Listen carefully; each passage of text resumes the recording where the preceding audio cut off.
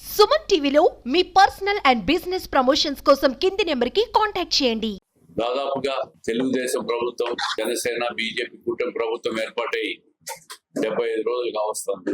రాష్ట్రంలో ప్రజలందరూ కూడా సంక్షేమ పాలన, అభివృద్ధి పాలన చూస్తూ ఉన్నారు. గత 5 సంవత్సరాల్లో జరిగిన విధ్వంసాన్ని, అవినీతి, అరాచక పాలనను ఒక మాఫియా లాగా రాజ్యాంగ వ్యవస్థలన్నింటినీ కూడా ధ్వంసం చేసి కేవలం అవినీతి, అరాచకం, భూ కబ్జాలు, మాఫియాలు ఇవన్నీ చూసిన ప్రజలు ఈరోజు చంద్రబాబు నాయుడు గారు ముఖ్యమంత్రి అయిన తర్వాత 2.5 నెలల కాలంలో ప్రజలు ఆనందంగా, సంతోషంగా, ఎక్కడా కూడా శాంతి భద్రతలకు విఘాతం కలగకుండా ఆ పరిస్థితులన్నీ కూడా చూస్తూ ఉన్నారు. ఎన్నికల్లో చెప్పిన ప్రతి హామీని నెరవేర్చే దిశగా ముందుకు పోతున్న పరిస్థితిని కూడా చూస్తూ ఉన్నాం. ఏదైతే ఎన్నికల్లో చెప్పామో పెన్షన్లు, ఎన్నికల కోడ్లో ఉన్న సందర్భంలో 2 నెలలు, ఆ తర్వాత నెల అంతా కలిపి 4,000 రూపాయలు పెన్షన్ పెంచిన మాట కూడా నిలబెట్టుకున్నాం. అన్నా క్యాంటీన్ల ఓపెనింగ్ కూడా రాష్ట్ర వ్యాప్తంగా చేశారు. కొన్ని 7 జిల్లాల్లో సాంకేతిక సమస్యల వల్ల అన్నా క్యాంటీన్లు ఓపెన్ కాలే. కడప జిల్లాలో కూడా తొందరలో అన్నా క్యాంటీన్లు కూడా ఓపెన్ అవుతాయి. నిన్న మొన్న సమీక్షల్లో కూడా ఆర్టీసీ బస్సులో మహిళలకు ఉచితంగా ప్రయాణ సౌకర్యం పైన పూర్తి స్థాయి ముఖ్యమంత్రి గారు సమీక్ష చేశారు. తొందరలో ఆ హామీ కూడా నెరవేరకపోతుంది.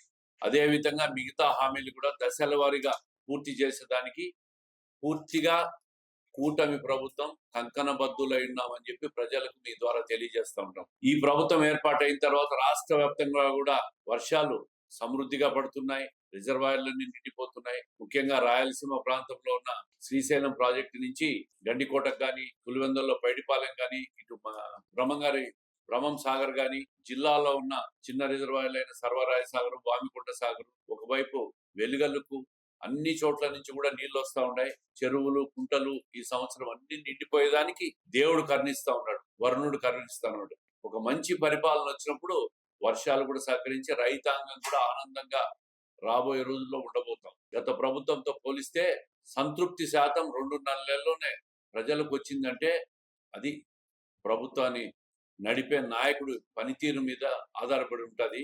నిన్న చూశారు, దురదృష్టం, 2 యువకులు కరెంటు షాక్ తో చనిపోవడం జరిగింది. అది ఒక కేబుల్ ఆపరేటర్ల నిర్లక్ష్య వైఖరి వల్ల 2 యువకులు చనిపోవడం, తక్షణం మేము పోవడం.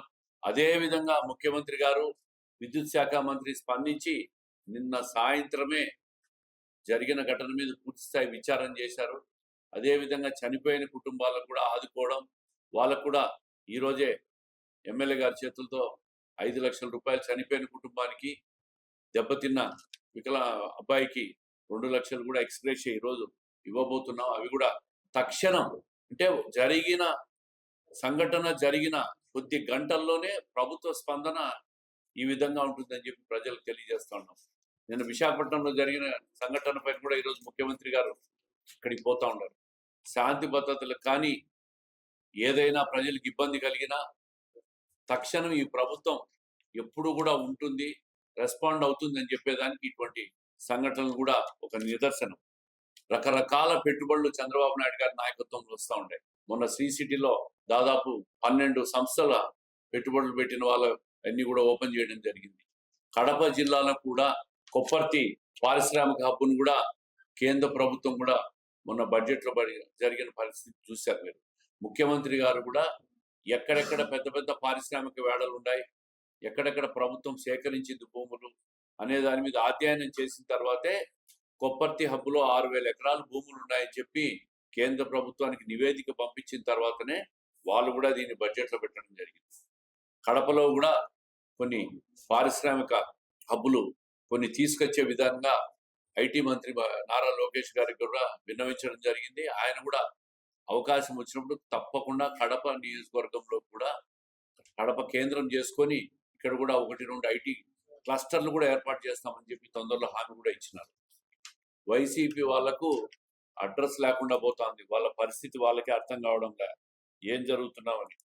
ఎక్కడ చూసినా భూ కబ్జాలు చేసినారు, అక్రమ లేఅవుట్లు చేసినారు,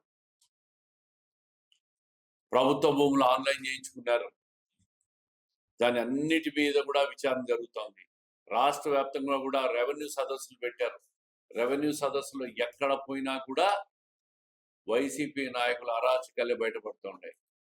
కడప జిల్లాలో ముఖ్యమంత్రి గారు గతంలో ముఖ్యమంత్రి ఉండి ఈ జిల్లాలో విపరీతమైన భూ కబ్జాలు, డిప్యూటీ ముఖ్యమంత్రి ఉండి కడప నియోజకవర్గంలో భూ కబ్జాలు, ప్రభుత్వ భూములు ఆక్యుపై చేసుకుని ఆన్లైన్, దీని అన్నిటి మీద కూడా విచారణ జరుగుతూనే ఉంది.